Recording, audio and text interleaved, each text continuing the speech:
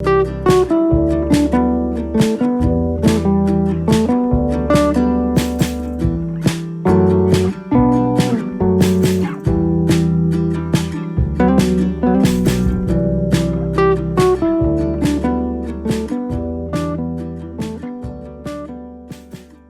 con puntualidad fenicia, porque no sé si ustedes saben que los fenicios fueron los primeros que se inventaron la puntualidad.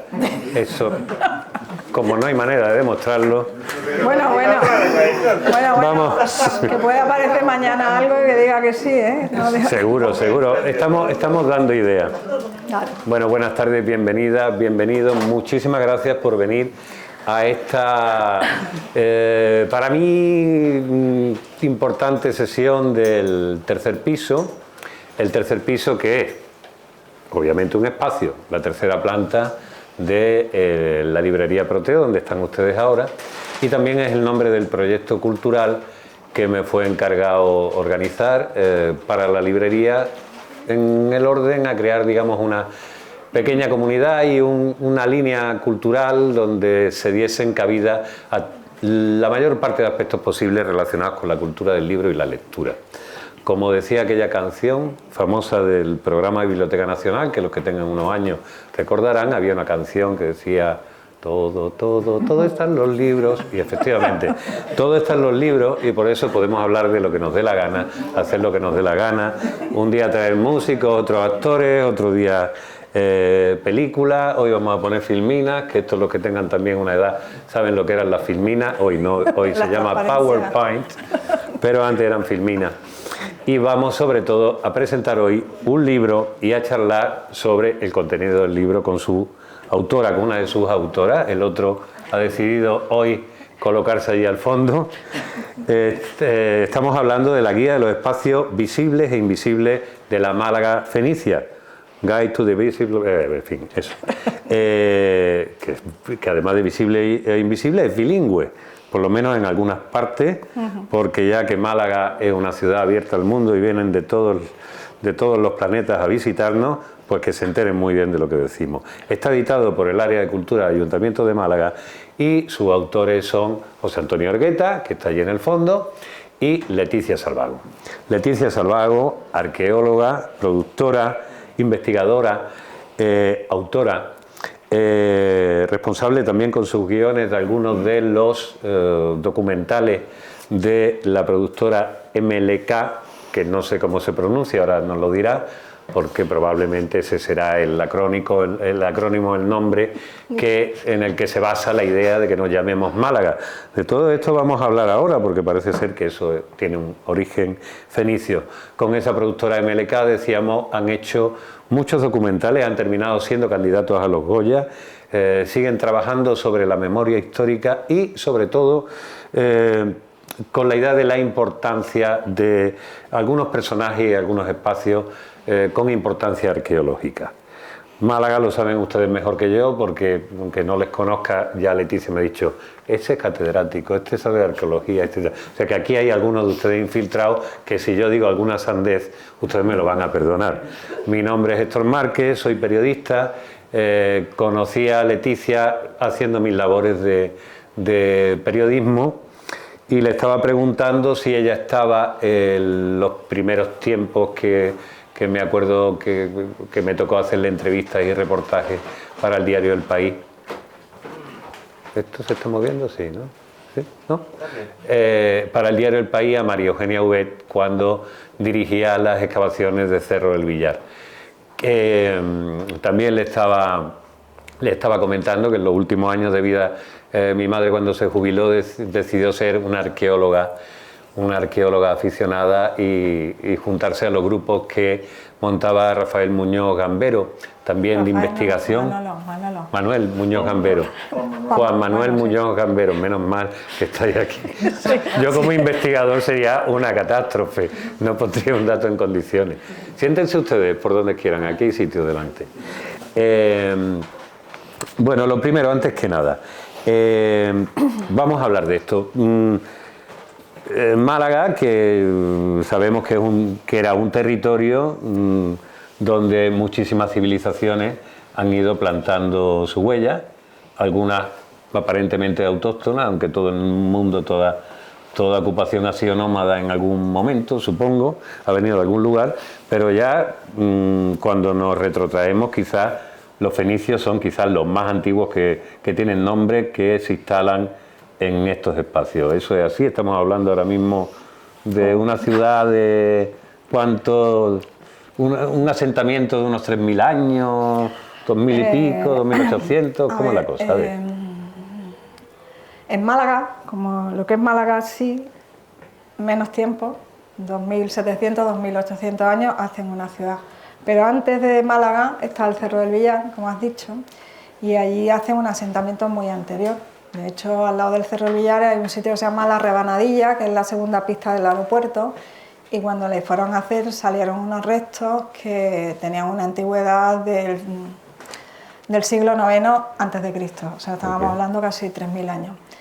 Esto reventó un poco el esquema porque hasta ese momento el esquema que teníamos había asentamientos muy antiguos en la costa oriental que le habían excavado el Instituto Arqueológico Alemán durante años, pero nos llevaba hasta el siglo VIII. Los de 9 se conocía en Huelva y Cádiz puntualmente, pero no aquí. Y se pensaba que aquí no había esa antigüedad.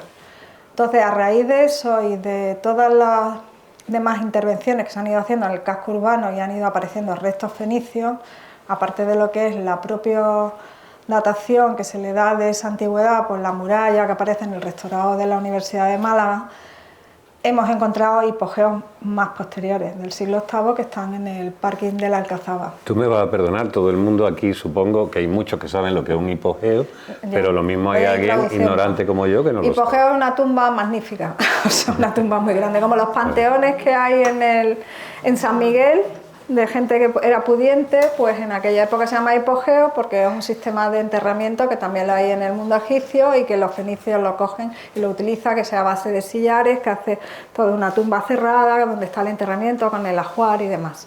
Entonces en el parking de la Alcazaba, en la tercera planta, salieron unos hipogeos, de hecho queda la huella de uno de ellos que está en el perfil empotrado del propio parking. Recomiendo bajar a verlo porque es una forma de lo que nunca se tiene que hacer con un resto arqueológico. Entonces, ahí salieron unos hipogeos con una antigüedad del siglo VIII. Eso llevó para atrás que, aunque la ciudad hayamos datado la muralla a finales del VII, puede ser que haya una datación de la muralla o una parte que pueda ser más antigua. O sea, esto es una cuestión de investigación y de si aparecen otros restos, saberlo. Pero bueno, ya con un siglo VII o VIII es lo suficientemente importante como para que esté en primera línea y sobre todo por las dimensiones que se ha ido viendo de la ciudad, todo lo que cogía. O sea, que no era un emplazamiento, una colonia o un pequeño enclave, sino que era una ciudad, con todo su trazado y con todas sus historias, con sus enterramientos, con sus viviendas, con sus almacenes, con todo. Con su templo, de hecho hay un templo, esto me estoy adelantando lo que viene en la guía, pero ya lo hilo. Hay un templo que aparece en calle Cister, en unas obras al final de calle Cister, frente a la catedral, y ahí aparece un templo fenicio que también tenía una antigüedad no del siglo VII, era posterior, pero era un templo fenicio con todo lo que puedes encontrar en cualquier otro lado. Con lo cual también es un hallazgo muy interesante porque hay un templo en la ciudad, aparte del que aparecía en la Rebanadilla. O sea, que tenemos los templos, la manera que lo usan los fenicios, para que nos entendamos, no es un lugar de culto, pero es un lugar, digamos, donde se da fe de las transacciones comerciales. O sea, allí es donde se guardan las mercancías y digamos que como los notarios de hoy, pues los sacerdotes eran los que daban allí el visto bueno de esto se queda aquí, esto se paga así y esto no se mueve de aquí. O sea, como el Banco de España con su búnker, pero eso eran los templos en ese momento. Entonces, claro, como todas las mercancías se movían a nivel de navegación, lo importante era que cuando tú llegabas con la mercancía, llegabas vivo, pues claro que hacía tu ofrenda, porque era como, ostras, he atravesado el Mediterráneo y he llegado aquí. Aunque la navegación estuviera más o menos manejable, debía de ser un momento importante, que es un poco similar a cuando en la conquista de América llegaban las carabelas y llegaban con la mercancía y no había venido un temporal y se la había llevado para adelante, ¿no? Entonces los templos tienen esa importancia y hacían la ofrenda y había una reverencia hacia ellos. O sea, digamos, el comercio trae la religión en vez de la religión el comercio. Esto habría que hablar muchas horas, pero va por ahí el tema también desde la antigüedad. Entonces, digamos que más o menos esa idea, lo que tú dices, cuando se empiezan a hacer las obras del aeropuerto, se descubre allí toda la zona que después se extenderá a lo que entendemos ahora mismo por el asentamiento del Cerro del Villar. Claro, es que son unos asentamientos que son un montón de asentamientos. Que la primera idea que es fundamental para que entendáis esto es que la configuración actual de lo que veis el paisaje de Málaga no tiene nada que ver con lo que era hace 3000 años. O sea, hace 3000 años el agua del mar no es que llegaba a la catedral, como decía mi abuelo, sino es que llegaba mucho más para adentro y había un Guadalmedina con un curso de agua continuo y había toda una especie de marisma inmensa con islotes, que el Cerro del Villar es uno de los islotes, la Rabanadilla es otro y así sucesivamente.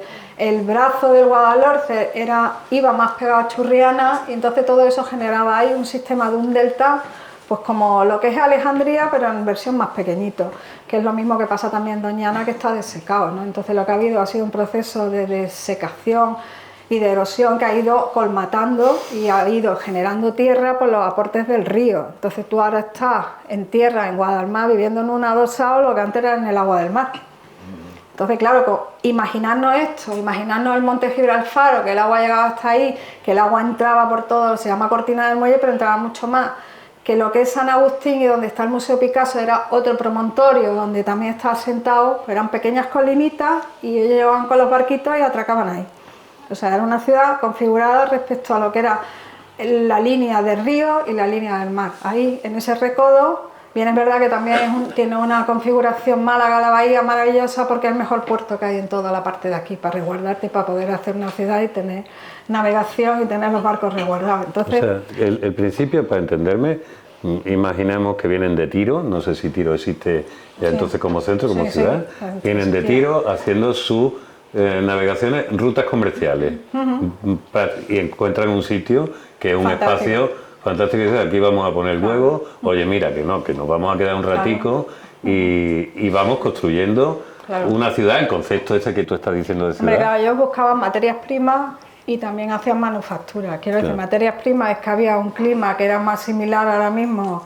Por un estudio paleológico que hizo María Eugenia Ubé, lo que salió es que allí había avellanos, había como lo que hay ahora mismo en Asturias, para que nos hagamos idea lo que ha podido variar, y todo un bosque frondoso con todo este sistema de marisma, ¿no? Y con multitud de animales de todo tipo, de ciervos, corzos, jabalíes, de todo, ahí en la orillita del mar directamente. Entonces ese sistema que le permitió pues poder coger y hacer una explotación y traer una serie de cosas como es la explotación de la vid, la explotación del olivo.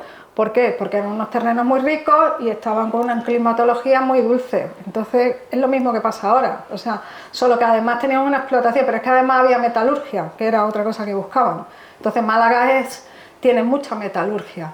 Entonces por eso era un enclave perfecto, porque tú podías coger y sembrar, podías manufacturar, podías transportar y vender y podías traer otros productos del otro lado que aquí no lo habían visto nunca y que interesaban. O sea, era perfecto. O sea, es el mismo sistema que puede ocurrir luego cuando se coloniza otras partes del mundo, véase Asia o véase América.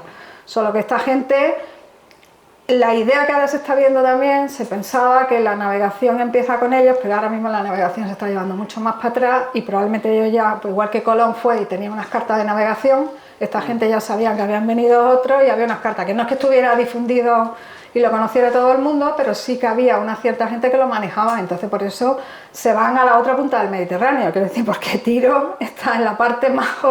O sea, el Mediterráneo, los dos puntos más separados, vamos, Tiro, Sidón o Biblos, me da igual, cualquiera de los asentamientos que es donde estamos. Y además tenemos que entender que nosotros éramos el límite del mundo conocido, que lo traspasaron y fueron al Atlántico, lo sabemos, pero en aquel momento eso era un reto también, porque era meterte en un océano, y el mar Mediterráneo es una cosa, un océano es otra cosa para navegar. Si hay aquí gente que navegue sabrá que la cosa cambia muchísimo, que tú navegando en el Mediterráneo, si te metes en el océano puedes tener unos ciertos problemas en algún momento, ¿no?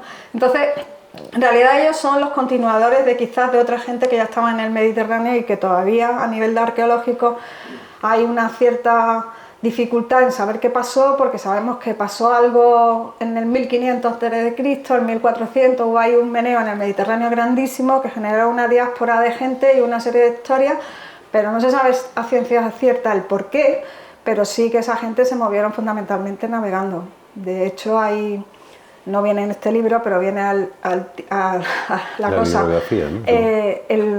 En Cádiz hay un sitio que se llama Laja Alta y hay unas pinturas que son de barcos se pensó siempre que eran unos barcos más cercanos, pero cuando han hecho las dataciones, dos personas de aquí, dos de Málaga, que estudiaron en la Universidad de Málaga, uno está en Granada y el otro es conservador en el Museo de Málaga, que son Eduardo y Antonio Morgado, hicieron las dataciones, ha salido que las pinturas son del 4000 y pico, quiero recordar, ¿no? ¿Sí? A ver si me voy a equivocar. Entonces, del 4000 y pico, estamos hablando que los fenicios de sobra, ya había un tío 1000 y pico años antes navegando por aquí, ¿no? Porque si lo pintó en ese sitio, que es un alto que está en Jimena de la Frontera, quiero decir, no está a nivel de costa, que alguien se suba a ese abrigo, pinte en esos barcos, es porque es algo tan simbólico como que a lo mejor tú no has visto un barco en tu vida, ves un barco y debe ser un pelotazo para la cabeza, ¿no? O sea, tú claro que lo pintas, te quedas tan así que dices, bueno, ¿esto qué es? ¿No? O sea, un poco como cuando llegaban los aviones a África, o sea, debe ser muy impresionante. Entonces, en realidad, ahora mismo vivimos un momento muy dulce de la arqueología porque ha ocurrido algo que está facilitando mucho la interpretación de algo tan duro como son las piedras. Tú dices las letras, yo digo las piedras, ¿no? Porque las piedras hablan, pero hasta un punto. Y es que las ciencias auxiliares se han desarrollado tantísimo que están dando unos mecanismos para lo que antes en una excavación tú te tirabas comiéndote la cabeza muchísimo tiempo para interpretar qué era eso. Ahora hay una serie de ciencias auxiliares que se utilizan, que te dan una proyección para tú poder entender. Quiero decir, si te dan esa datación y te la dan mucho más acertada que antes, solo por los pigmentos de la cueva, tú puedes saber que eso es de hace 5000 años, cosa que antes podías intuir por el tipo de barco o lo que sea, pero no tenías la datación que tenías, eran más erróneas porque se aplicaban otras cosas. Y también hay unos cambios, porque eso lo estamos viendo todos los días, no solo que también, y ahora ya me dirás la opinión sobre eso, que la arqueología en sí mismo, más allá de Indiana Jones y toda esa idea del objeto perdido y toda esa historia. Me ha caído la condena divina con Indiana Jones, ya te lo digo. Pero hoy en día la arqueología, realmente el estudio arqueológico, la divulgación arqueológica, como de otras ramas científicas, está tomando evidentemente un aspecto popular del que antes se carecía. Se sabe también que hay todo un desarrollo, aparte de estas ciencias, digamos, anexas que se han desarrollado, hay también un desarrollo tecnológico que está permitiendo prospecciones que antes costaban miles de dólares o de euros, o lo que sea, que ahora mismo... fotografías militares que costaban un montón, que podías acceder a ellas y era mucho más complejo. Sí, claro. A ver, y eso está redatando mucho, ¿no? Porque ahora estamos escuchando totalmente... Esto que creen ustedes que tenía 600.000 años tiene 1 millón. Esto y normalmente eso todo el rato estamos yendo para atrás. Claro. Igual que los neandertales eran tontos, no, ahora resulta que eran listos. Los no sé cuántos vinieron aquí, no, pero es que, o sea, estamos todos... ¿Por qué? Porque también es verdad que la arqueología tuvo un bombazo muy grande entre el siglo XIX y XX, ¿no? Claro. Que no es fruto de la casualidad, sino es una revolución que hay en el mundo cuando sale de las manos de la Iglesia Católica y de las religiones que eran las que tenían la interpretación de esto, vamos a ser realistas. O sea, el abad de Breil era un señor estupendo, pero él veía chichi y cosas en las paredes, ¿no? Y resulta que ahora sabemos que son un lenguaje primitivo, el primer lenguaje para explicar dónde están los cazaderos, otra serie de cosas, ¿no? Pero claro, durante tiempo fue una mirada y solo en manos de unas personas. Ahora, cuando tienes estas ciencias y estas cosas, te permite abrir mucho más ese abanico y al arqueólogo, al tener todas esas informaciones, aparte de lo que es las propias ciencias transversales, quiero decir, una excavación antes era un señor que iba, como mucho llevaba un topógrafo para levantar o un ingeniero que le daba un poco cómo era la configuración orográfica del sitio para saber cómo tenía que plantear el corte, que era donde se iba a excavar. Ahora hay un montón de gente con diversos temas y entonces, claro, hace que eso se facilite, pero es igual que la cirugía. Claro. Antes un menisco te quedabas cojo y te lo operaban mal y ahora te lo hacen con microcirugía, están dando en 2 meses, ¿no? Entonces, ahí hay un avance y yo creo que va a haber una revolución de tal manera que prácticamente en esta librería muchos de los libros que están de arqueología los van a quemar o quitar porque claro, no tienen nada que ver con lo que es la realidad ahora que lo sabemos, ¿no? Entonces es muy gustoso porque también había otra serie de problemas, por ejemplo, con el mundo fenicio, y eso lo he vivido yo y soy mayor, pero fue hace 30 y 20 años, había un cierto reparo porque eran orientales. O sea, eran unos señores bajitos que se dedicaban al comercio, que de creatividad cero, y bueno, pues se montaban en un barco y iban allí, montaban su tenderete, tú 3 cristales, yo no sé cuántos, o sea, muy de bajo perfil, ¿no? Sí. Y ahora conforme se va viendo que hay detrás un bagaje, y que claro que eran comerciantes, pero que también había una cultura detrás y una cultura de tiempo, ¿no? Que no le había hecho, ese señor no era precisamente un zoquete, porque estaba totalmente imbuido por el mundo egipcio y por el mundo asirio, que era lo más potente que había. Entonces lo que habían hecho era fusionar de una manera súper práctica para poder ganar mucho dinero, moverse mucho y colonizar, porque estaban asfixiados allí por los impuestos y por otra serie de historias, como es la climatología, y no podían cultivar lo que podían cultivar aquí. Entonces, alguna inteligencia tenían, ¿no? Pero claro, en ese momento, antes lo que se veía eran los griegos, que eran arios, en fin, entramos en discursos de lo que son las ideologías políticas puestas sobre la arqueología. Y eso sí está cambiando, porque realmente lo que te das cuenta es que la lectura de la historia, hasta hace 2 días, como quien dice, ha sido casi una mera proyección de las ideas contemporáneas que se tenían en aquel momento. De hecho, tú te buscas... Ahora ha salido un libro muy interesante, que no viene al hilo, pero contesta esto, que estaba leyendo el otro día sobre la reina Isabel la Católica, y cómo llega a la casa de Trastamara, y cómo llega ella al poder, y qué pasa con... Y hay una de las cosas que primero que hace Isabel la Católica con Fernando, cuando cogen el poder, el primero que le quitan... Ella no iba a ser reina, tenía otro que iba a serlo, pero ella se puso y se autodenominó y tiró para adelante, para eso, para que hablen que las mujeres ahora, ya había alguna que lo hacía entonces. Cogió y lo primero que hizo fue al cronista le subió 10 veces el sueldo que tenía. Y a partir de ahí hizo la versión que ella quería. Claro. Sencillamente. ¿Vale? Entonces, esto ha sido siempre así, ¿no? Si te coges tú los Cicerón, te coges el mundo romano, ¿qué dicen de los fenicios y de Cartago? Claro.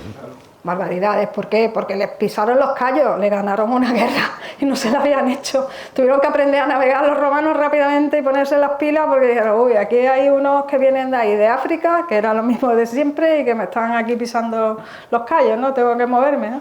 Entonces, ahora también eso se está empezando a poner encima de la mesa, que antes era impensable también. Hay una cosa también que me pregunto, es decir, llegan estos señores y ¿qué hacen con los indígenas que hay ahí? Fusionarse, que es lo más fácil de esta vida. Okay. No con cualquiera, pero sí por lo menos con la élite. Además, ten en cuenta que ellos traían unas tecnologías que aquí no parece que no la había. Si tú vienes con más nivel, como si mañana viene uno de, yo qué sé, de Neptuno, y tiene una tecnología que a mí, a lo mejor físicamente no me gusta, pero digo, mira, me está aportando esto, pues tendré que buscar la manera de relacionarme, ¿no? Ahí hubo una fusión, una transversalidad, porque aquí en el caso de Málaga, y esto viene... había un asentamiento, había gente viviendo, claro. O sea, no había ciudad, lo que había eran fondos de cabaña y cabañas porque era otro estadio, otra manera de entender, otra forma de vivir, ¿no? Pero estaban, lo que pasa es que estaban en la orilla del Guadalmedina, en la izquierda, donde está ahora mismo la Trinidad, el Perchel y todas esas zonas, donde estaban ellos. Y cuando ellos construyen la ciudad, la construyen en la otra orilla. Pero se ve que al poco de tiempo ya no viven ahí, se vienen a esta orilla. ¿Por qué? Porque es mejor una ciudad que vivir en una cabaña, porque tienes prestaciones de servicios públicos, de agua corriente, de calle, de acerado, de todo, ¿no? Entonces, simplemente lo que hicieron fue fusionarse.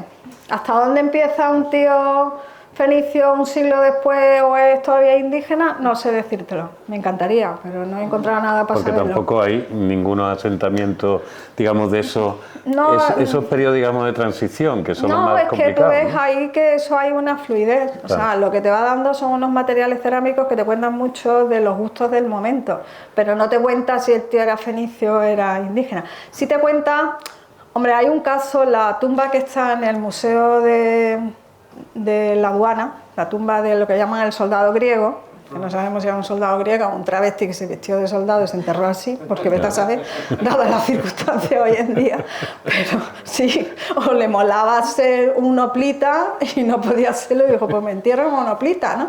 Hombre, yo me planteo estas cosas, quiero decir, no hemos cambiado tanto, seguimos siendo muy eso así. te iba a preguntar, la sensación que está dando en la medida que hay, y después hablaremos con una serie de libros que has elegido, de personas que están leyendo la historia con una idea de que no hemos evolucionado tantísimo. En algunas cosas yo estoy convencida. O sea, que realmente ha habido unos cambios tecnológicos que han tenido una influencia en nuestra forma de relacionarnos. La gente se enamoraba y te sufría por el amor, igual entonces cabrón. Bueno, hace 2 días salía la noticia esta del consolador que estaba entre las herramientas, y decía, pues que esto lo habíamos tomado como un mazo y después bueno, no, pero habría tomado como un mazo uno que era de la versión que te está diciendo católica, apostólica, romana, porque cualquier otro lo ve y dice, esto más que puede ser una cosa, perdona, no hace falta haber estudiado. O sea, es obvio, ¿no? No sé, o sea, para mí por lo menos. Sí, sí, ya cuando igual lo ves. Igual tengo una mente un poco... Sí, no tenía pinta de destornillador aquello. Oye, perdona, porque es que nos podemos engorilar, ya habéis visto yo cómo me enrollo es esto. muchísimo, además, me tienes que cortar. Hoy venimos a hablar de su libro. Que no es un libro, de es ellos. guía. Es una guía, Vale. es una guía, como veis, preciosa. Y con la intención de convertirse en un libro de uso y de hacer que el ciudadano... Como un misal.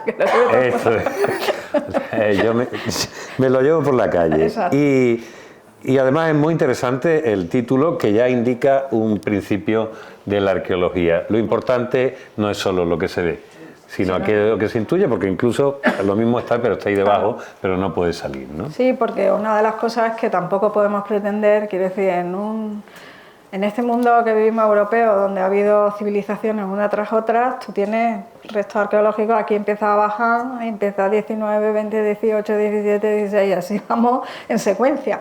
Entonces, claro, el mantener y conservar todo, eso es imposible, inviable, y no hay mantenimiento para eso, porque además, antes de eso, para mi punto de vista, y esto hablo como yo, lo primero que habría que hacer es mantener lo que ya está fuera, que se está cayendo a pedazos. Vamos a empezar por mantener eso para poder hacer lo siguiente, ¿no? Y tampoco hay una cultura de mantenimiento de eso, de cómo está montada aquí la sociedad. Pero sí es verdad que no hace falta, a lo mejor, quiero decir, cuando se hace una intervención arqueológica en un solar del centro suelen ser solares muy pequeños y tú ves una parte, pero la parte puedes intuir lo que estás viendo de toda esa secuencia, ¿no? Y quizás con eso puedes elaborar luego un mapa, igual que yo he podido hacer esto de Fenicio, de ver todo lo que había salido, pues puedes hacer uno del siglo XVII y otro del siglo XIII, o sea, no hay ningún problema. Ahora mismo hay mucha intervención arqueológica para poder hacer eso y saber lo que había sin tener que tener todo conservado. Que es decir, aquí está conservada la puerta de la muralla musulmana. De hecho, tú hiciste para edición el canal el libro. Exacto. Sí. Y ahora ahí en la plaza del teatro han salido los restos del convento que había, de todo lo que había y demás. Pues vale, pues estupendo. Pero que tú ya tienes ahí conservado una cosa. Contando en ese libro lo que pasaba ahí, sabes cómo funciona el resto de la muralla y cómo hay. E incluso cada puerta tiene su historia, es verdad, porque cada puerta servía para que entrara una mercancía, unas personas, una serie de cosas. Tenía toda una trayectoria detrás, no eran puertas simplemente, las puertas no son puertas simples, son más complejas, pero sí que puedes contarlo, no hace falta tener que tener todo visualmente, que si vivimos en una cultura muy visual y se nos olvida que toda la vida hemos tenido una cosa aquí arriba que nos hace imaginar, ¿no? Y la imaginación es mucho más potente que lo visual, porque tú más que tienes que ver a los niños, ¿no? Los niños están flotando de lo que imaginan, ¿no? Esto no es imaginar de inventarte, sino de ver cosas que a través de una serie de detalles puedes ya ver cómo es, son imágenes espaciales, a fin de cuentas, ¿no? El público, digamos, normal, no formado, que identificaba el poder de la arqueología como lo que recuperaba o restauraba grandes piezas que hablaban de la monumentalidad. Evidentemente yo eso no sé, es decir, claro, ellos querían pirámides, ellos querían esfinges, querían templos en Tenochtitlán y todo este tipo de historias. Entonces cuando había un cachito de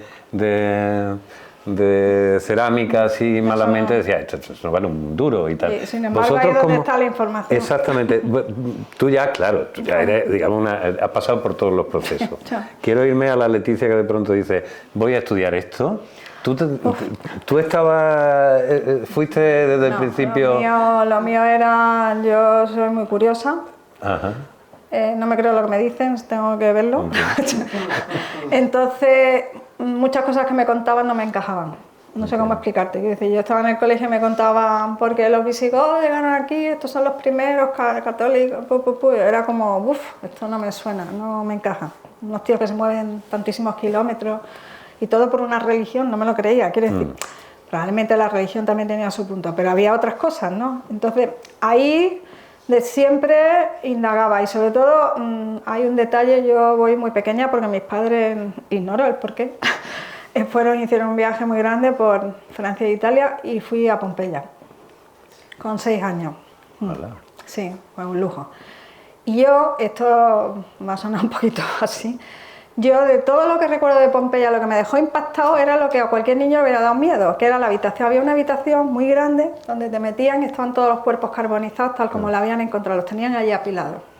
A mí eso me fascinó, porque además yo le dije a mi madre, están ahí, si están vivos. O sea, yo los veía vivos. Yo veía los gestos, los veía y me pareció, y entonces cuando el tío que venía un guía, empezó a explicarnos, yo me acuerdo que eso lo estuve oyendo y me impresionó porque dijo, no, es que claro, porque estos cayó en la lava y se quedaron así, no pudieron irse, están en esta posición, este está con el niño, el otro está abrazado, todo eso, y yo claro, eso pensé, guay, eso está debajo de tierra, ¿no? Qué interesante, ¿no? O sea, ¿qué quiero decir? Para mí no era tanto la pintura. Ya empezaste a pensar que debajo de tierra había cosas interesantes. Eso era que había cosas ocultas. Ya te digo que soy curiosa y había cosas ocultas. Entonces eso de sacar cosas ocultas me ponía mucho. Pero eso se quedó en mi cabeza y yo luego fui leyendo, moviéndome y bueno, yo inicialmente antes de ser arqueóloga mi idea era ser arquitecta. Ajá. Y de hecho estuve en arquitectura, pero hubo unas ciertas historias de estas que pasan hoy en día que me hizo tener que hacer el viraje, el cual ahora me alegro porque, hombre, me alegro porque de alguna manera me ha servido mucho la visión espacial de la arquitectura que tenía para aplicarla a la arqueología, también es cierto, ¿no? Pero me parece fascinante. Yo en la facultad mi única tristeza fue que había profesores geniales, en concreto un filólogo, que por eso tengo ahí uno de esos libros, pero había algunos que eran penosos, porque claro, tú puedes ser un genio pero no sabes explicarte. Y en una cosa que es tan dura como son las piedras y todo esto, necesitas mucha transmisión, mucha empatía, mucho estímulo para que tú veas eso y entiendas, y no sea un puro rollo, los micénicos, los no sé qué, eso es imposible para cualquiera, ¿no? Yo pienso en los colegios, los niños que les están siguen dando esto, y digo, bueno, que se tienen que aburrir como monos, si se lo contaran de otra manera, ¿no? Entonces ahí yo por mi cuenta me puse a leer y a moverme y a ir a conferencias y cosas y ver. Pero lo que nunca me gustó, y esto hila con lo tuyo, nunca me pareció interesante ver los museos. Los museos me parecían horribles y sigo pensándolo. Porque eso de una pieza, un cartelito, siglo III, Capua, vale, ¿y qué hacían con eso? ¿Qué es Capua? ¿Para qué servía? Siglo III, claro. O sea, la pieza, el valor de la pieza, que es algo muy arcaico, muy academicista, muy de cuando hay las primeras grandes excavaciones para buscar piezas, no para saber de esa civilización, sino para que yo tenga esta escultura, o yo tengo esto, yo saco esta pirámide, yo tengo un panteón, que lo destrozo, me lo llevo a un museo, lo meto allí y hago algo horrible. Y entender el contexto. Antes hablábamos de esa posición donde nos conocimos, de la de Málaga, fragmento de una travesía, y yo recuerdo que la idea que hicieron ahí abajo en la Plaza de la Marina, la Plaza de la Marina, la muralla, tenían que cubrir un expediente y tal, la Junta, en fin, esas cosas. Y a mí me llamaron para hacer los textos y la comunicación de aquello y contar. Entonces había una serie de piezas que pertenecían al Museo Arqueológico, que estaban a un lado y tal, y se colocaban allí otras excavaciones. Y yo notaba que aquello carecía absolutamente de contexto, quiero decir, bueno, independientemente de las bellas que fueran las piezas, porque estaban allí, yo hice una proposición que no fue aceptada, evidentemente, después intenté cubrir de otra manera, con ingenio, que era poner cada pieza con un equivalente contemporáneo que te dijese para qué es, porque tú hay piezas que dices, qué bonito esto y tal. Entonces yo, a ver, esto que tú ves ahí un cachito y tal, que realmente una especie de olla con unos usos y tal, era lo más parecido a un microondas que tendríamos ahora. Ponle un microondas. Totalmente. La olla con eso ha explicado absolutamente de todo. Aire. Ahora sería la freidora de aire. Ahora sería la freidora, efectivamente. Todo cambia. Pero sí es verdad esa dificultad que había a la hora de la transmisión. Y yo creo que eso es una cosa, además, que identifica fundamentalmente tu trabajo, no solo en este libro, sino a lo largo de toda tu trayectoria, que es decir, no solo quiero hacer una investigación, datar, que todo esté correcto, quiero que esto la gente lo sepa. No, que lo sepa, no, que lo entienda, que lo vea igual que lo veo yo. Si yo disfruto tanto, joder, que lo vea todo el mundo y que lo entienda, ¿no? Porque además, si tú consigues eso, ¿sabes lo que ganamos? Que se conserve el patrimonio. Claro. Yo ya no tengo que poner una ley ni hacer nada, porque ya todo el mundo va a querer que eso esté ahí. Eso, es la diferencia de unos países con otros. Estabas hablando de Italia, yo recuerdo, tampoco soy tan viajero, lo que me hubiera gustado ser, pero desde luego lo poquillo que he hecho lo he aprovechado. Ir a Italia y ver lugares donde la gente estaba orgullosa, no como aquí, en algunos casos, decir, aquí hostia, que me ha salido un cacho de muro, la hostia, y yo que iba a hacer aquí mi hostel de 24 habitaciones en 6 metros cuadrados, me han jodido el negocio. Y tú veías que allí decían, que incluso llamaban y decían, oye, que yo tengo aquí una cosa, te han jodido la idea que a lo mejor tenía, pero había una especie de conocimiento, a lo mejor te lo estoy romantizando, pero sí veía que había una idea mucho mayor.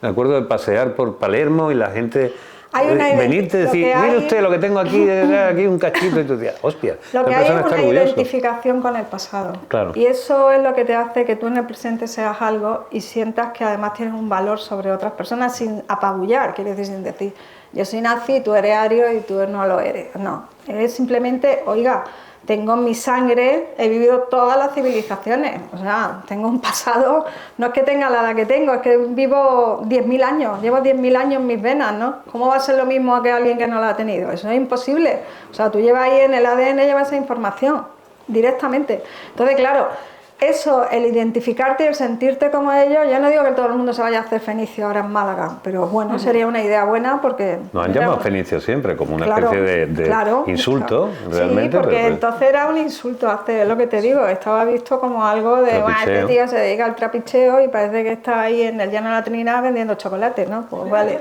pues si vendía chocolate y vendía otras cosas, pues vale, pues estupendo, claro. Pues yo qué sé, claro. Pero mira lo que dejaron, ¿no? Y lo que tenemos, ¿no? Tenemos una escritura, tenemos un montón de cosas.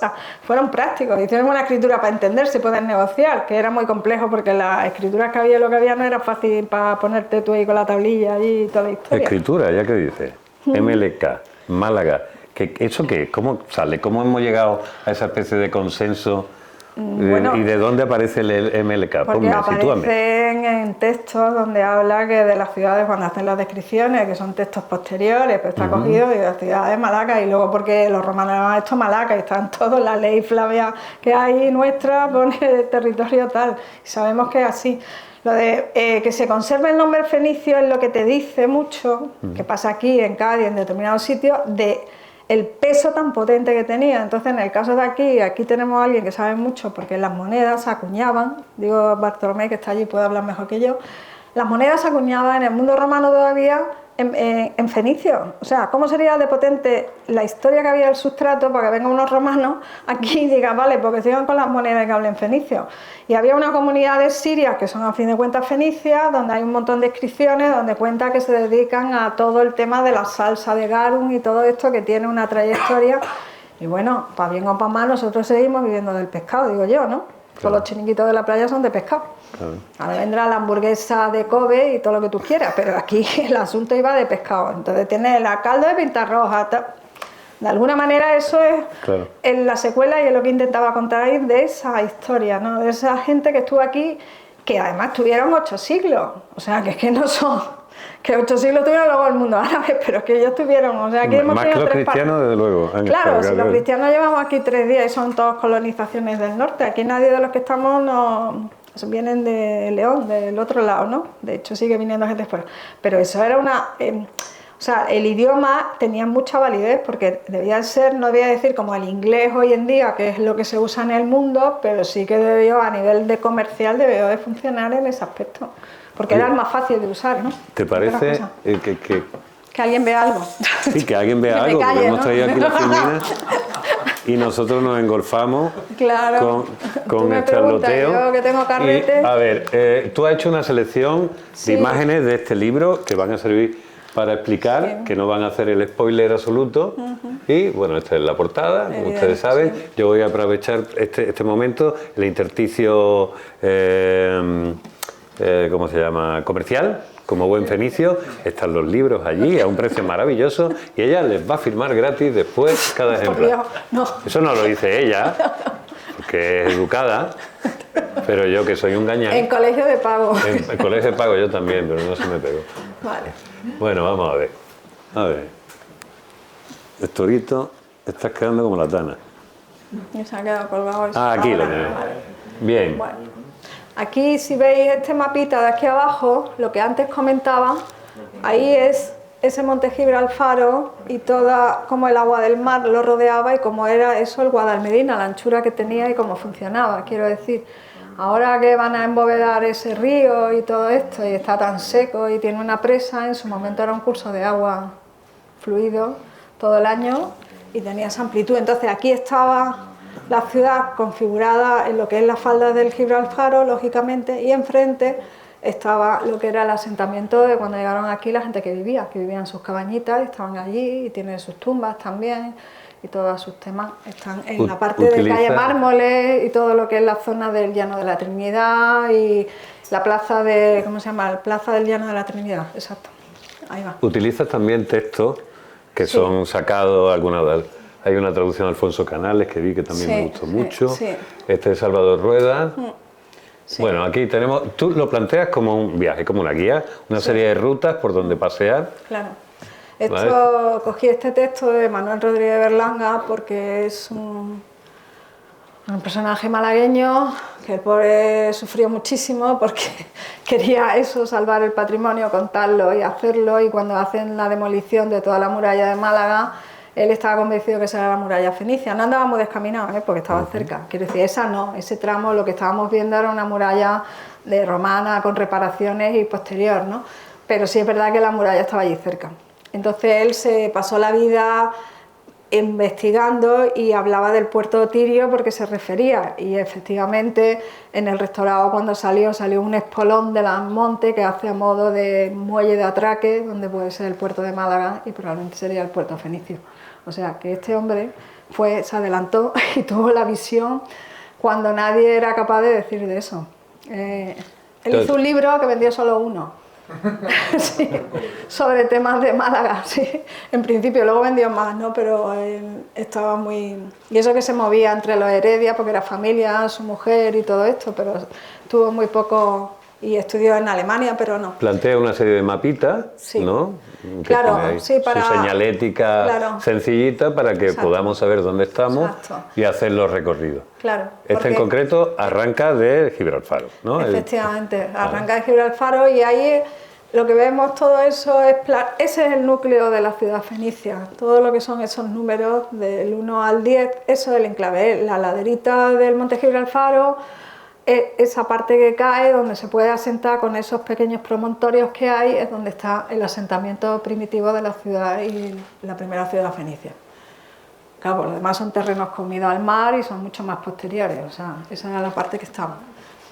Son más largos, evidentemente, cada esto. Aquí hay 12 páginas de 112. Claro, en cada una de esas sendas o esos itinerarios se va desgranando cada sitio donde ha aparecido algo y he intentado contarlo, hemos intentado, mejor dicho, contarlo con un lenguaje más cercano, lo que es el hallazgo arqueológico puro y duro, porque me han cedido todos mis compañeros lo que es la investigación que tenían para poder usarla, pero transmitiendo y mezclándolo con lo de ahora y con lo que queda de eso, ¿no? Para que entendamos un poco más el tema. También hay una reivindicación, digamos, gremial, de decir, aquí salen los nombres de todos esos investigadores, arqueólogos que a lo mejor han quedado un poquito sepultados. No, y que muchos están muertos. Y que muchos están muertos. A ver, la primera oleada de arqueólogos profesionales surge a mediados finales de los 80, cuando hay el trasvase de la autonomía andaluza. Es cuando son los primeros que surgen y trabajan como autónomos y luego se generan las primeras empresas de arqueología aquí en Málaga. De hecho, le comentaba yo a él que se hizo una apuesta muy buena en el año 95 que se llamaba el Grupo de Arqueología Urbana. Esto estaba configurado por gente que trabajaba en la Gerencia de Urbanismo, gente de la Junta de Andalucía, de la Delegación de Cultura, profesionales y gente que éramos de empresa y gente de la universidad. Entonces con eso se planteaba hacer una carta arqueológica para proteger, para ir viendo que la investigación que salía poder publicarla y darle para eso un curso. Eso duró 2 años solamente porque necesitaba, como todo, financiación, lógicamente. Pero esos 2 años fueron muy fructíferos, se hizo muchas cosas. Y sí que es verdad que yo reivindicaba aquí porque yo he vivido episodios muy desagradables por ser arqueólogo, por ejemplo en la Marina, cuando el parking de la Marina. A mí me han escupido, me han tirado piedras, me han dicho puta, me han dicho de todo, pero no por ser mujer, sino porque me decía que yo paralizaba la ciudad. Claro. Y yo lo único que hacía es hacer mi trabajo. La ciudad estaba paralizada porque alguien cogió un informe que le dijeron que ahí estaba la muralla y pasaba, se lo metió en un cajón y decidió hacer ahí un parking con 3 plantas. Ese fue el problema. Yo recuerdo que cuando me llamaron para participar en aquel proyecto, que estaba muy liado con otros trabajos y tal, pero lo que me conmovió fue que me llevaron a casa de Manolo Acién y empezó a sacar una serie de fotografías de lo que, era que yo no había visto, en las gravas de playa. de ver a los arqueólogos corriendo con las excavadoras delante, como si fueran realmente... era como los de estos de los chinos en la plaza de Tiananmen con los tanques delante. Fue peor que eso. Aquí se hicieron las jornadas de arqueología andaluza en 1989, en Málaga, porque las anteriores se habían hecho en Sevilla, se empezaron a hacer. 3.000 arqueólogos de todo el mundo, ¿vale? Más los andaluces, aquí en Málaga. Yo estaba con otros compañeros en la última parte de lo que quedaba de la vigilancia de la Plaza de la Marina, que lo que quedaba era el muro del 17 y lo que había salido de la parte más alta, que claro, no le encajaba porque el ensolado que querían meter, eso le sobraba un trozo. ¿Qué hicieron? Por orden del alcalde de Málaga, Pedro Aparicio, y lo tengo que decir así porque luego estuvo la Fiscalía del Estado y tuve que declarar y todo, pues mandar el día que estábamos los 3.000 arqueólogos en una reunión todos juntos, mandarlos para que cogieran con una piqueta. Y yo, como soy un poco de esto, le dije, aquí no se va a quedar nadie, no, aquí hay que quedarse alguien. Y con otro compañero que no está aquí, que se llama Arturo Pérez Plaza, que trabaja en la Consejería de Cultura, pues nos fuimos allí. ¿Y qué tuvimos que hacer? Pues tirarnos encima del muro, porque el tío, la única forma que no picara aquello era que nos y mandar a alguien a la delegación a decir, aquí están picando. Y todo esto porque además el jefe de obra, por avatares de la vida, yo lo conocía porque estaba casado con una amiga, con la hermana de una amiga mía, ¿no? Y me había dicho, ahí va a haber problemas, yo solo te digo esto. Entonces, claro, cuando tú ves que eso es 1989 y alguien, una muralla, o sea, estamos hablando que no es que me voy a cargar una tumba, no, una muralla, un muro portuario para levantar porque no me entra, porque viene el arquitecto toda la semana y dice que necesita que quiten 3 hileras de sillares, pues claro, es que esto pesa mucho. Entonces, claro, te maldicen y tú te envenenas porque tú estás viendo que es como si te estuvieran matando el quitar eso, ¿no? O sea, algo que se ha conservado, ¿quién coño soy yo para reventar esto y hacer esto? Hablando pronto y claro, ni nadie, porque quieras meter un parking que hay 200.000 sitios donde poner el parking que no hay restos arqueológicos. Y te lo han dicho, ¿no? Entonces, esa sinrazón hizo que toda una generación, que ya te digo, hay compañeros muertos, hayan pasado situaciones muy desagradables, muy... A ver, pues yo hubo una época en mi vida, yo no decía que era arqueólogo, si iba a una reunión, porque sabía que automáticamente me iban a empezar a dar el coñazo con la Marina, con esto. Yo decía que era panadera, pues yo qué sé, para que no me fastidiasen, pero era horrible. Entonces ahí sí que hago un reconocimiento a estos compañeros que no están y a los que han estado, porque creo que se debe, por parte de la sociedad, el reconocer que aunque esté callado porque está en investigaciones científicas y en publicaciones científicas y no se sabe lo que pasó, pero es una realidad que estuvo ahí encima de la mesa, que ahora todo el mundo quiere conservar todo. Yo me alegro cuando pasa lo de la historia y la gente dice, pues que no se conserve, que no se construya allí, porque se tiene que construir algo. Pero eso antes era impensable. Antes había que construir por encima de cualquier otra cosa, porque era la modernidad, no sé, o la civilización. Entonces, bueno, pues sí, hay un alegato ahí. Además ha sido uno de los sistemas de ingresos rápidos de las últimas décadas en Málaga. Sí, no olvidemos. Efectivamente. Y bueno, hice un pequeño alegato ahí al final. No, ahora hay otro que parece que es ser gestor cultural, eso es una cosa. Sí. Bueno, sí, es lo mismo. Casi. Puerto y Sena Litoral, pasamos, tenemos otro, bueno, va. Sí, está aquí, aunque en apariencia no hay restos arqueológicos fenicios, porque la propia configuración de la ciudad, ahí el mar estaba en batiente y prácticamente no se construye hasta el siglo XIX, lo que es toda la zona de la Caleta del Limonar y toda esta zona, pero sí hay restos como el astillero Nereo, que se están construyendo unas jávegas. Las jávegas son el resto que queda de esos barcos fenicios, que es una tradición aquí en Málaga. Están construyendo un barco fenicio, réplica también, y luego hay todo lo que es el sistema de los boliches cuando salían, los copos, que eran exactamente igual de cómo funcionaba esa gente. Entonces, eso hasta hace poco hemos visto los copos allí, los que vivíamos en Pedregalejo, sacarlos. Era un residuo que quedaba de todo esto, ¿no? Los propios espetos, eso, la forma de hacer, espetar y hacerlo en la arena de la playa. El espeto podemos decir que es fenicio. Claro, porque eso es lo más primitivo cuando tú, un pescador, coge pescado, pone arena, una caña y un fuego. Pues lo mismo eran de los que fueran antes de ser malagueños. Claro, bueno, de aquí, te digo yo que no. Sí, claro, en la cueva de Nerja están los concheros, se hinchaban de conchas, ¿no? Bueno, y veo que aprovechas también dentro de cada espacio pone hallazgos protohistóricos y ahí está señalando unos elementos que formaban parte de la cultura, de la alimentación y del comercio, de ellos, que las conchas finas y los búsanos. Sí, porque los búsanos es de donde extraían ellos para hacer el tinte púrpura, que era una de las cosas que valía un riñón y parte de otro, y era de las que aquí también tenemos constancia de que hacían toda su manufactura, porque había muchísimo, vamos. Hoy en día un producto casi de lujo, ¿no? Ya mismo valdrán como las ostras, pero antes las cañadillas eran la cosa más barata del mundo, igual que las coquinas, ¿no? Entonces, bueno, pues... Entonces, cuando vienen los romanos, que después ellos son los romanos, lo único que hacen es intervenir una cosa que ya se llevaba haciendo hacía tiempo. Claro. Se hacen ellos los dueños y se han sacado. Totalmente, y se quedan con todo, por eso es una de las cosas que hemos cartado, me quedo con todo, porque había mucho en juego, ¿sabes? Esto es como lo del petróleo, ¿por qué invado un sitio? Porque hay petróleo, si no hay petróleo ya te digo, no va nadie, ¿no? Pues esto es igual. Seguimos andando. Esto, aunque parezca a esa persona con los ceretes que llevaban y todo esto, es que eso es el sistema de transporte, porque es esparto, que es una de las cosas que ellos usan, claro. Y es lo mismo. Y además ponen hojas para llevar el pescado, o sea, eso no había cambiado. O sea, Málaga hasta hace poco iba con un sistema todavía que era el de aquella época.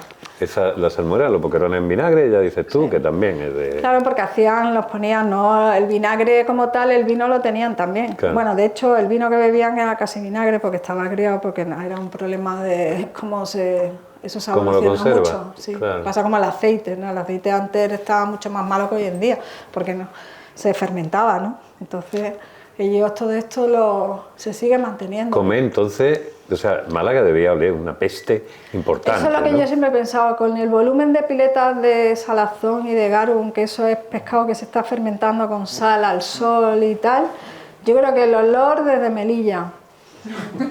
Entonces, a veces cuando voy por el centro y huele a meao, no esto, pienso que lo más parecido... Es eso. Igual ha quedado un sustrato ahí y tú tienes que mear porque es el olor que está metido en la pituitaria del siglo. Digo yo, ¿será eso, no? Por lo que hay esto.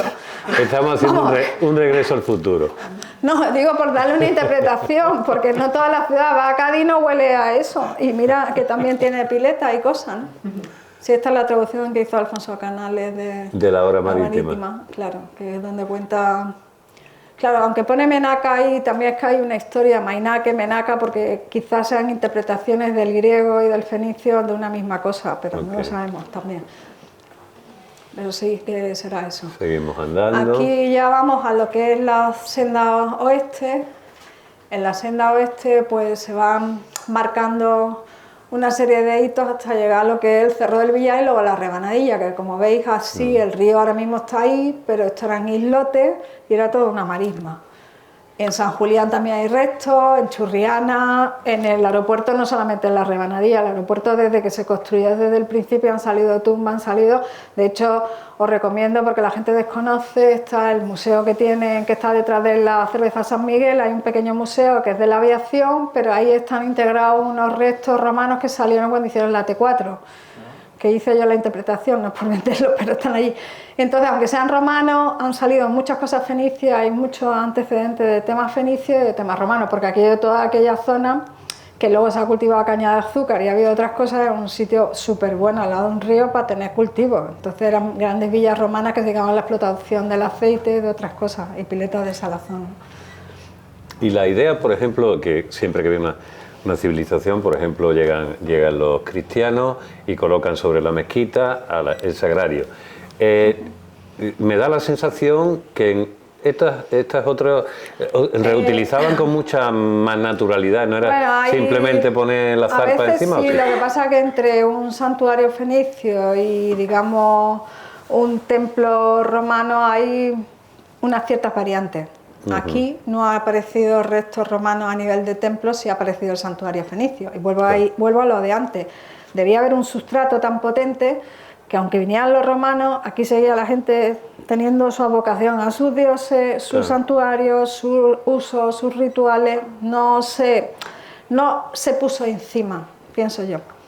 Porque si no aparecerían más cosas y no estaría ese santuario que ha aparecido. Ahora bien, probablemente haya un pedazo de templo como la copa de un pino donde está la catedral, porque cuando se hicieron las excavaciones en el sagrario, que también estaba yo de alumna, En la parte más profunda salió un templo que entonces se dio una interpretación de musulmán, yo pienso que era bizantino, más bien, porque sabemos que también Málaga tiene un aspecto bizantino muy potente, y ahí todavía quedaba mucho margen. Lo que pasa es que había una profundidad de 5 metros y ahí hay mucha más. Están todos los árboles, las raíces, hay que entibar porque se te cae y no puedes bajar más. Claro. Ese es el problema de ese sitio. Ya que antes has estado hablando del efecto secundario de tu visita a Pompeya y que estás hablando allí de los templos, yo recuerdo sin esa información, sino simplemente con la ensoñación infantil, la casa de mi abuelo era el edificio que está enfrente de la Equitativa, que era del Zaragozano, sí, que hoy es de la Caixa, y era justo el último de esos. Fue cuando vinieron mis padres de París, ahí era donde yo vivía, en la última, que tiene un sitio muy chulo. Joder, y recuerdo, claro, porque tú veías desde todo, arriba, ahí. y recuerdo un sueño, porque yo apuntaba desde chico los sueños que tuve, que es que hacían una excavación ahí debajo y había un templo. Era un templo como romano, no sé cuánto, y yo flotaba por allí, y además había gente que decía, hemos encontrado el templo statum, que cuando a mí me tocó hacer aquello yo decía, es que esto es la demostración de que aquella cosa existía, que estaba ahí debajo. Estaba complicado porque ahí había lava de playa y estaba el mar muy metido, pero sí que... Bueno, o sea que los sueños son aprox. Bueno, sí, pero ahí no te digo, pero la catedral estaba a 2 pasos. Yo, fíjate, yo es para que me contraten de vidente, porque yo creo que ya de gesto cultural... Es evidente que te tiene que contratar. De gesto cultural no me voy a comer un colín. Bueno, seguimos para adelante, la conexión interior. Vale, esta era muy importante porque esta conexión es lo que ha sido durante muchísimo tiempo, hasta que no se hizo la salida por Colmenar y luego la carretera a Las Pedrizas, se iba por Almojía, para ir a Córdoba, a Sevilla, a Madrid, o sea, era la ruta, y esa ruta es la ruta antigua. Porque por eso la salida a todo lo que es calle Mármoles es donde están también todos los enterramientos, o sea, los enterramientos en el mundo antiguo, sea en el mundo fenicio o romano, se hacen fuera de la ciudad y en la salida de las vías principales, ¿no? Porque tú así pasabas y podías ver a los estos y rendirle como un cierto honor y culto.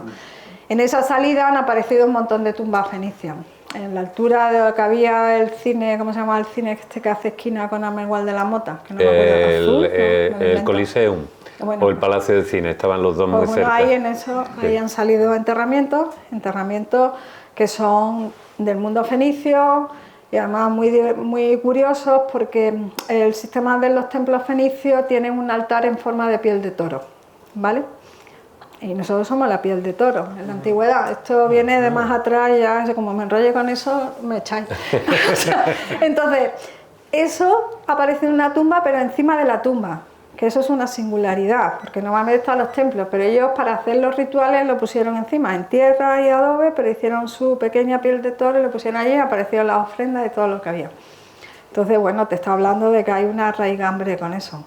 Y esa es la salida de la ciudad, y esa es la salida de la ciudad de todo lo que es para ir al interior. Sí. Si tú quieres ir para Córdoba o lo que sea, tienes que ir por Almojía, y ese era el mismo camino hasta el siglo XX, que era en esa época. Hombre, a lo mejor no sé si había las mismas curvas o otras, pero sería parecido. Estamos, sí. Ah, mira, claro, los ojos. ¿Ves? Ahí está calle Trinidad, en pasaje Zambrana, en Martiricos también, todo eso. Ahí tienes en el todo. Soho nada más que hay una cañadilla, o sea que no le van eso a tirar. Eso es una cañadilla porque a banderas no le van a tirar su teatro. Porque está Casa Guardia que vas y te comes allí, que es como si fuera una taberna fenicia. Para mí, por el olor y todo, pienso que es una taberna fenicia. Entonces me permití esa licencia de eso, pero allí todo ese núcleo que veis ahí, que es lo que hablaba, donde estaban los que eran los indígenas, los autóctonos, que es todo lo que es calle Zamorano, Trinidad, pasaje Zambrana, toda esa margen ahí es donde estaban. Ahí están las tumbas y están también las cabañas y los silos donde tenían el cereal. Veo que pones al final... Bueno, porque estos montes... Claro, los tres montes, el Monte Coronado, el Cerro de... Yo me acuerdo cuando éramos chicos, estudiar los Olivos, decía, Monte Coronado era un volcán. Sí. Decían, que no se decía. Después me enteré que Muñoz Gambero decía que allí estuvo el templo de Astarte. No, él dice en el Cerro de la Tortuga, sí. Eso fue. Hay un templo ahí, hay una cueva, hay un templo, hay una cueva que probablemente, por lo que te digo, el agua del mar llegaba al filo del Cerro de la Tortuga, ¿vale? Ajá. Entonces probablemente ahí había un templo cueva. Con la idea que tú has explicado al principio de templo, que no nos imaginemos que... Sí, porque hacen todo lo que son los rituales de me voy ahí con el barco, voy a hacer un ritual para que yo haga la trayectoria y no me pase nada, ¿no? Y llegue con las mercancías y todo sea bueno. Y la vuelta también, y además guardo aquí las mercancías porque aquí nadie las va a tocar. O sea, era un punto neutral, digamos. Igual que en la iglesia no entran los militares hoy en día, pues eso viene desde entonces. Quiere decir, ahí era un punto donde si tú dejabas tu mercancía nadie te la iba a tocar ni te la iba a robar. Entonces era una garantía, porque a la ciudad que fuera buscaba el templo y lo metía. Mira, ahí has puesto, cuando pones estos los hallazgos protohistóricos, utiliza ese icono que es parecido a la representación que tenemos de la diosa Astarte. ¿Quién era Astarte? Pero esto no es una diosa. Bueno, eso no es una diosa, es que yo no me he puesto la gafa de... Durante tiempo se pensó que era Astarte, pero es que se ha ido el que es numismático, el catedrático que estaba ahí. Es el símbolo de Helio, de Apolo. Okay. Entonces son los rayitos. Yo me he permitido ahí dentro contar que me parece que cuando yo veo el cautivo, para mí que es... Muy bien visto. Porque además está en esa zona, ¿no? ¿Quién te dice que no queda eso? Esos son mis cruces de cable. Son mis cruces de cable. No, o sea, yo me cruzo del cable. Señores cofrades, ábranse a la inmensidad. No sé si le habrá gustado, si lo leen los cofrades, no sé si le gustará esto o no, pero bueno.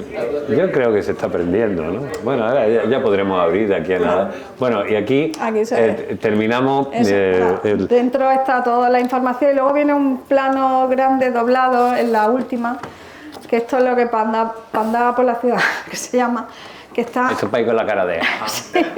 Vale. Con cara de malagueño, eso es con cara de malagueño. Entonces, bueno, decir que todo esto, las ilustraciones de estos mapitas, que parecen así una tontería, pero lo ha hecho Natalia Resny, que lleva muchos años porque hizo el logo primero nuestro de MLK, la cual la quiero mucho, y supo entender lo que yo quería y ella captar también la historia, y creo que ha quedado algo un poco kitsch, quizá infantil, pero que se lee, se ve y se sabe. Que tenemos que y el diseño de la maquetación, que es bastante bueno también, es de otra compañera que ha trabajado mucho tiempo con nosotros, que es Elisa Romero. Entonces, bueno, creo que al margen de la información también lo que vale es la forma en que está contado y lo que él ha dicho ahí en cada capítulo. Hay como un resumen en inglés, que no es todo, pero para que se entienda, porque me parecía que ser bilingüe era mínimo hoy en día, ¿no? Para que toda la gente que viene de fuera igual le interesaba más que los de dentro y era fundamental ponerlo, ¿no? Oye, y desde el punto de vista filológico y etimológico, ¿se puede saber más o menos cómo sonaría Bueno, es que a ver, las lenguas orientales, que además se escriben de derecha a izquierda y demás, ellos solo escriben las consonantes, pero las vocales se ponen. Entonces sería... Exactamente igual que hoy el árabe, claro. Malaca es Malaca, aunque también MLK es Melkar, que es su dios principal. Dios, Melkar. ¿Vale? Entonces, bueno, igual que sitio... ¿Melkar era un dios chungo o era un dios...? Bueno, como todos los dioses son un poco chungos. No, los dioses menos Baco creo que... Empieza rascando y al final son todos chungos, de verdad. Hombre, el que no se come al niño, se tira a la prima... Los peores son Yahvé, que estaba todo el rato con el hijo Zeus, que está todo el rato martirizando, no sé. Era un dios potente. Pero aquí la otra... que aparece en el símbolo de las monedas fenicias de Málaga, aparte de aquí de Helios, que aparece Chusor. Chusor es el dios de la metalurgia. Es con un gorrito cortado así, tronco cónico, como los que tienen ahora mismo en el mundo árabe, o en Pakistán, y unas tenacitas. Eso, al lado tiene unas tenacitas, y con eso estaba contando que para coger metal y todo, van a chicharrearte, las tenazas son fundamentales. El que inventó las tenazas... No era para hacer la circuncisión. Pues no lo sé, igual también algo de eso había. ¿Quién sabe dónde esto? Después de la evolución del consolador. Como lo del consolador. Claro. No, es que igual a lo mejor han dado la variante metalúrgica y era la sanitaria de otro tipo, no lo sé. No, yo nunca descarto nada, vamos. Yo creo que las mentes abiertas lo que hace es que uno entienda. Sí, pero tú y yo nos juntamos y en vez de pasamos de una mente abierta a una mente, un delirio mental. Una mente censurable, cancelable. A una diarrea mental, totalmente. Oye, hay una parte que quiero también que toquéis, porque continuáis trabajando en el tema, tú y José con MLK, en el tema de los documentales. os metéis ahí un poco al principio sin saber muy bien cómo hacer cine, cómo era aquello. José Bueno, sí tenía él una sabía trayectoria como videoartista. Yo había visto muchos cines, pero Eso sí. hacerlo no. Bueno, es que a mí, cuando yo conozco a José Antonio, que fue cuando yo estaba excavando en el Teatro Romano, justo me pilla con una gran máquina sacando lo que es la cimentación de la Casa de la Cultura de lo que eran los restos romanos, cosa que no quería hacer nadie, porque claro, ahí te equivocabas y te llevaba una lasca, ¿no? Pues él venía con la idea de hacer una historia, de contar como un cuentecillo, pero contar una historia de la ciudad. Pero que en realidad son todas las ciudades del Mediterráneo, porque en el Mediterráneo tenemos esta gran ventaja, ¿no? Somos tan parecidos. O sea, yo creo que yo voy a Líbano y una libanesa y nosotros somos primos hermanos. De ahí viene de la esencia fenicia como sigue estando, ¿no?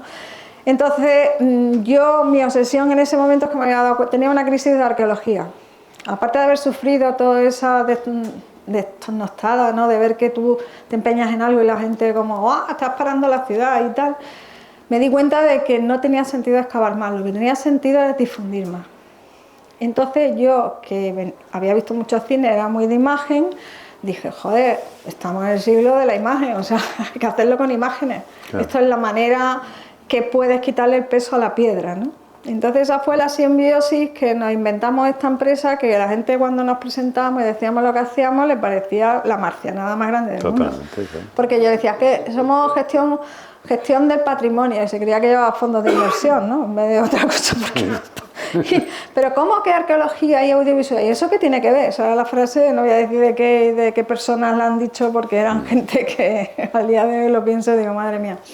Pero nosotros lo tuvimos muy claro, ¿no? Y apostamos por ahí. Entonces, bueno, como todos los primeros documentales costaban más trabajo porque tienes que coger un curso y te das cuenta del embolado que es decir, el descubrir y sacar cosas ocultas, porque todos los documentales que hemos hecho es algo que estaba oculto, tiene una trayectoria de años. Entre medias a veces se te mueren porque son gente muy mayor, sufres también de esto, otras veces se mueren personas muy cercanas, como nos ocurrió hace poco con Regina. Entonces, ahí te das cuenta de que eso no es hacer una película, en realidad es una investigación. Entonces, una investigación muy larga, que además, como las tesis, en algún momento tienes que parar.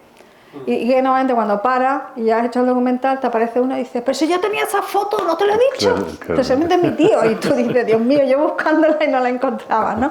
Entonces, bueno, pero tienes que cortarlo, porque si no estás todo el tiempo y además te metes en una obsesión ya que eso te lleva a otras cosas.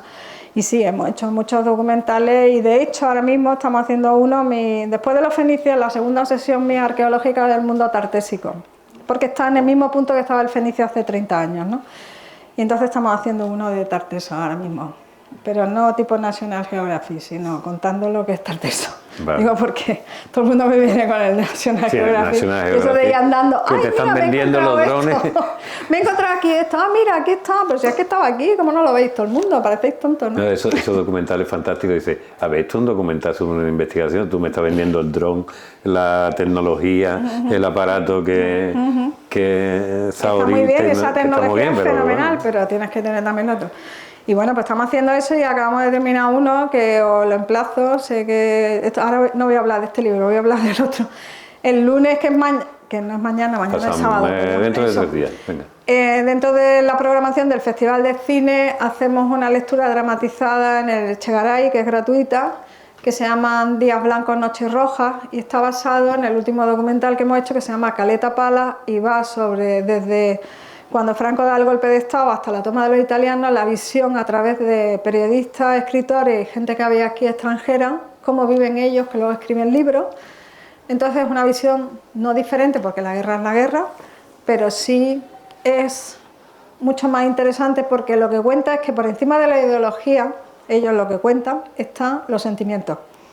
Entonces tú puedes ser el tío más revolucionario y el otro puede ser, entre comillas, el facha o la persona de derecha tradicional, pero tú le ayudas y salvas a su familia, porque estás viendo una locura que hay.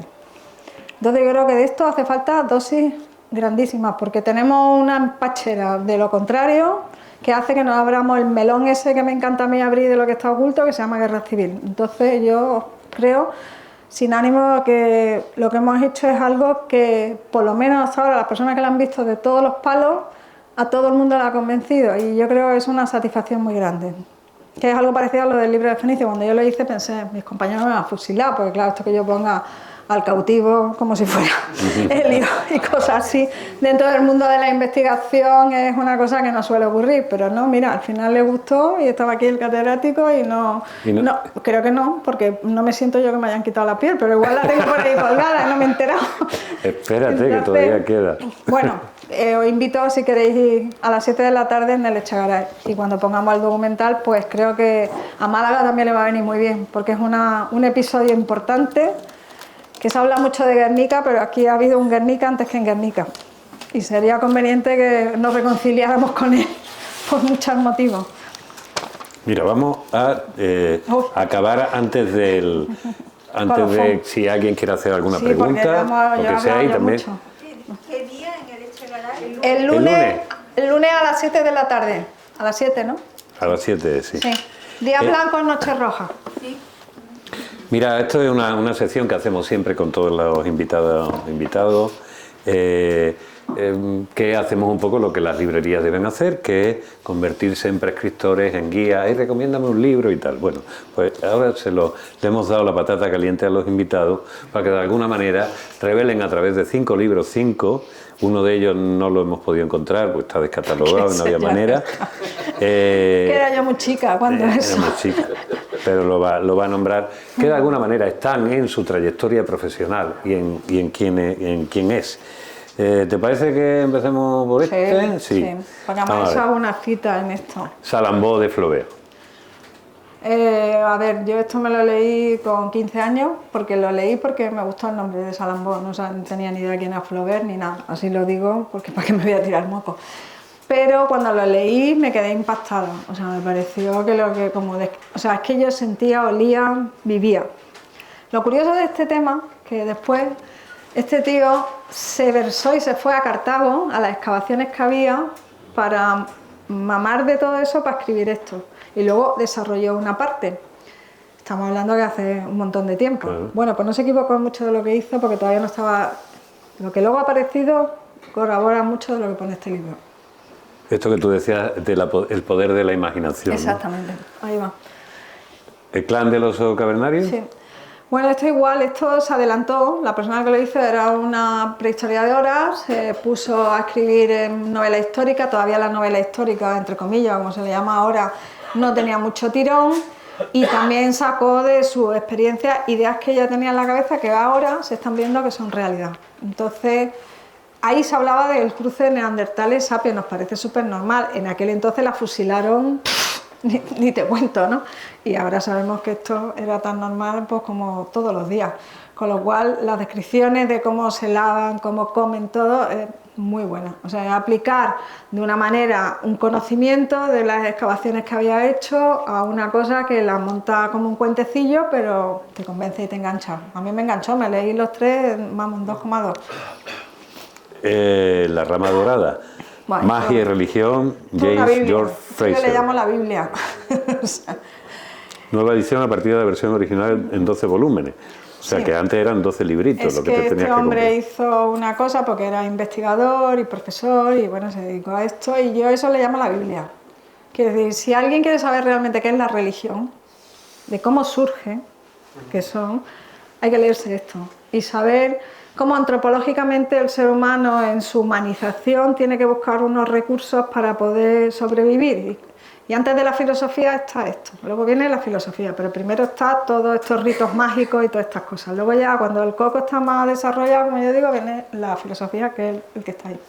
Y entonces a mí me marcó y me sigue siendo de referencia en muchísimas cosas. Estamos hablando de este libro, se escribe... también cogió y mucho de lo que dijo se está comprobando ahora. O sea, todo esto son gente que se adelanta al momento, unas mentes prodigiosas. El libro original es de los años 60, 40. No, 40, 50, no. 60 y algo, creo. Sí, 60 y algo, sí. 1944. O 44. Es que, Fíjate. bueno, es que el tío escribió tanto tiempo que no lo sé, yo me lo encontré. El famoso ensayo Sapiens, de animales a dioses, de Yuval Noah Harari. Claro, es que yo creo que de las últimas cosas que he leído que me ha impresionado también, después de esto, que ya no me impresionaba nada de leer cosas, no me gustaban, ha sido este tío. Este tío otro que es como este. O sea, hace transversal, lineal, y encaja. Y mueve tantas matemáticas, físicas, o sea, astronomía, todo. Pero es que el compendio, para poder entender la brutalidad que es la evolución de bajarte de un árbol y ser lo que somos. O sea, es que no somos conscientes de lo que hemos llegado a ser y de lo que hemos desarrollado. Y yo puedo saber parte de lo que hacemos, que ni siquiera sabemos por qué lo hacemos, en las interpretaciones que él da de dónde viene el tema. Entonces te hace saber mucho de ti mismo, por lo menos para mí. Y además está muy bien escrito este libro. No, y está bien traducido también, que es importante. Efectivamente. Mañana, por cierto, aprovecho y hago un avance. Viene uno de los mejores escritores, poetas y traductores de España, que es Justo Navarro, que me enteré ayer que los quieren nombrar director del CAL, cosa que yo me alegraré muchísimo, buena idea, ¿no? porque me parece una persona fabulosa, fascinante y éticamente intachable. ¿Alguien quiere hacer algún tipo de pregunta? No, ya lo hemos aburrido. Sí, tú, bueno, siempre te cabe. Espérate un segundillo y así quedas para la posteridad. Bueno, he visto el interés en toda la cosa de los fenicios y yo me pregunto, las cuevas que hay en la cala y todo el descubrimiento que han hecho, la fábrica de cemento, eso mañana el Ateneo hace una excursión ahí al centro de información, se nos va a informar la gente que no inquietud. ¿Eso por qué está tan callado y por qué está tan silenciado? Porque eso es más antiguo todavía que los fenicios, ¿no? Sí. Entonces, hay restos fenicios Y también. entonces, y hay descubrimientos de cosas interesantísimas y estamos callando que en la época de esto, el teatro romano, y ahora estamos, en el 2000, no estamos en la época de principios del socialismo, del alcalde famoso, no estamos en este momento y sin embargo estamos callados todos, ¿no? Entonces yo digo, ¿eso por qué? Pues porque hay una cementera que tiene mucho poder. Pero Sí, así. Tendríamos Primero, que- no tendría que haber una cementera en Málaga. En las ciudades con más de 50.000 habitantes no puede haber dentro del casco urbano una fábrica de ese tipo. Eso es la Unión Europea, las directrices. Cuando la han ido a quitar varias veces ha sido votado dentro del ayuntamiento para que eso se renovara. Yo no lo he votado, pero el que estaba allí lo ha Pero votado. O sea, el descubrimiento de calle Agua, de la parte esta árabe, ¿no? Sí, en la necrópolis musulmana. Y ahí, bueno, es una cosa tan interesante, ¿no? Y está callado ahí y no se abre nada. Bueno, hay y que estar en un estamos hablando de la sótano. torre y de Antigua Medina y de los Baños del Carmen. Y de ahí nos salimos y estamos con pues estas porque cosas antes he culturales. dicho que la ciudadanía se distingue por cómo se identifica con el patrimonio. Mientras que los malagueños no se identifiquen con el patrimonio, seguirá habiendo la torre que nos quieren cascar delante del puerto, la que están cascando en Martirico, y eso es lo que quieren desarrollar. En vez de desarrollar a lo que tiene realmente validez, a especular, porque yo le llamo eso especular, ni siquiera desarrollar. A lo mejor yo me vemos revolucionaria o me dicen de Podemos, me importa un clavel. Es que es una realidad. No creo que esa torre y los pisos de 1 millón sea la clave de una ciudad ni la evolución de una ciudad, porque no lo es de ninguna, ni siquiera de Abu Dhabi, que la están creando nueva. O sea, Pero a mí lo que me extraña, ¿no? El silenciamiento No está digamos, de la silenciado. cultura, de la universidad no. Es desconocimiento. No, ni siquiera. Hay una parte de desconocimiento y desinterés. Ya verá usted como al cautivo que antes ha dicho ella, por alusiones, no le mete nadie mano, nadie se atrevería, lo conoce. Salamanca. Me acuerdo cuando iban a hacer una obra, cualquier cosa, ¿no? Que quitaba un poco vista para un románico, y era la universidad entera, la ciudad entera. Entonces es cuestión cultural, ¿no? Y Málaga sigue estando como universidad, con todo lo que sea, con el, pero muy de espalda todo esto, ¿no? Sí, pero no solamente la universidad, quiero decir, es que yo creo que es la ciudadanía. A ver, la Cueva de la Araña no es la Cala, es Málaga capital, porque la Araña es Málaga. El límite está en un río, que además las casas que están al otro lado de la Cala, una parte de contribución la pagan a la Cala y otra al Ayuntamiento de Málaga, lo cual es ya para demencial, en fin. Pero que a mí eso me parecen cosas interesantísimas, porque digo, si en el siglo XXI sigue esto, ¿cómo voy a pedir yo algo del patrimonio? Por Dios, si tenemos aquí cosas más gordas, ¿no? Pero ahí lo realmente, a ver, el complejo de la Araña es único, porque es una cueva marítima, es una gruta marítima, que además llega hasta el Cantal, o sea, una cosa. que se habla en textos porque probablemente sea de vocación y haya ahí lo más grande, que se han cargado lo más grande porque están dinamitando todo el rato. Este señor y yo vivimos al lado y vimos las explosiones todos los días. O sea, tú ves cuando todo tiembla. Claro. Entonces, y que siguen haciéndolo. Hace poco salió una galería con estas nastitas alucinantes. No es ya a nivel arqueológico, es a nivel medioambiental. O sea, eso es una formación natural que quién somos nosotros para cargarnos una formación. Vamos, ni que hubiera 40.000 para cargártelo, ¿no? O sea, ahora mismo han sacado una ley para proteger a los perros y los gatos. Yo pido por favor la misma para proteger a las estalactitas. No lo sé, si nos ponemos así, ¿por qué no lo vamos a hacer para todos? No digo que no protejan a los perros y los gatos, pero es que esto está en el mismo nivel, ¿no? Entonces, ahora mismo ahí luchando una persona que se llama Julián, con un centro de interpretación, lleva años en una miseria económica, en una miseria de todo. Desde luego tengo muy claro que si esto estuviera en Inglaterra, en Francia, en Alemania o lo que sea, ya te digo yo que había visitas guiadas, había un montón, la fábrica se había ido a tomar viento porque no sé cuántas mano de obra generará para decirme que esto es... Yo no he visto salir ni entrar nunca nadie sí, de la fábrica. No, yo creo que es un picadero. Cuando estaban los chinos no se veía nadie. Ahora son brasileños, porque ha cambiado. Además eso es otra cosa, cambia cada 2 por 3. Yo creo que cada vez que va a haber una movida cambia de mano para que tú pierdas el hilo, ¿no? Alemán, inglés, italiano. Entonces, brasileño. bueno, en su momento tenía una mano de obra porque todo lo que es la barriada de la Araña eran los obreros de allí, pero ahora mismo yo creo que la barriada de la Araña tiene que haber 4. Y no sé quién más está, como tú bien dices, porque es verdad que yo paso por la mañana temprana y tal, yo no voy entrando allí ni saliendo. Camiones sí, personas ninguna, salvo que tenga un túnel especial y no lo hayamos visto, igual ocurre, no, yo no lo sé, pero aquello es algo de las cosas que, bueno, que yo creo que habría que apostar por ellas, porque creo que haría que Málaga fuera diferente. Esas son las cosas que realmente te hacen diferente, no inventarte una expo en un sitio, construir muchos edificios. Es que ahí tienes esa gruta, la mejor expo es esa grupa. Está ya hecha. Sí, lo mismo que los subterráneos del Tirse, que cosas de estas, que están ahí desde que se descubrieron, las excavaciones están ahí. Claro, pero es que el problema es que el patrimonio cuesta mucho dinero. La restauración cuesta mucho dinero, porque es un trabajo muy laborioso y eso cuesta dinero. Entonces es muy bonito decir, venga, tengo esto me obliga a excavarlo. Sí, lo voy a conservar y tal. Y ahora, ¿qué dinero tenemos? Ah, no, es que tengo 10.000 euros. Vale, pues ya está, se va a quedar ahí toda la vida. Es así. Pero que no hay conciencia de eso. No, pero es que tampoco se habla de ello en ninguna parte. Pero aquí estamos, precisamente por eso estamos aquí, por eso esta cruzada la llevo por todos lados, ha escrito y por eso hay aquí una serie de arqueólogos que están intentando hacer cosas. Evidentemente, hay una cosa que si echamos un poco para atrás, es decir, que yo creo que hay que estar dando caña cada vez que se pueda. Cada vez que se pueda. Claro. Porque realmente no ha habido tal cambio. Pero si tú miras un poquito para atrás, hoy en día el Aparicio de turno no hubiera podido hacer lo que ha hecho ahora. Eso también lo digo. Eso es cierto, sí. Eso es cierto. Y no estaríamos en una librería donde hay un señor que se le ocurre gastarse un dineral en proteger un cachito de muralla que está ahí árabe, que formaba parte de la Puerta de Benaventura, etcétera, etcétera.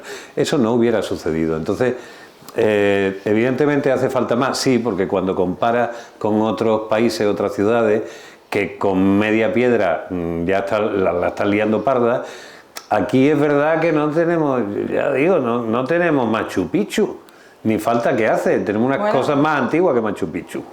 Y tal variedad en Málaga y provincia que si se entendiera bien, en vez de tanta gestión cultural, y ahora perdónenme porque ya que ella está dando caña y los que me conocen saben que soy de ahí, en vez de tanta gestión cultural inane de mira que me traigo al último que pasa por allí, aprovecha lo que tienes aquí. Además hay gente muy buena sabiendo contar la ciudad y que la llevan contando cuando nadie estaba para escucharla y cuando no había medios para hacerlo. Y eso es importante.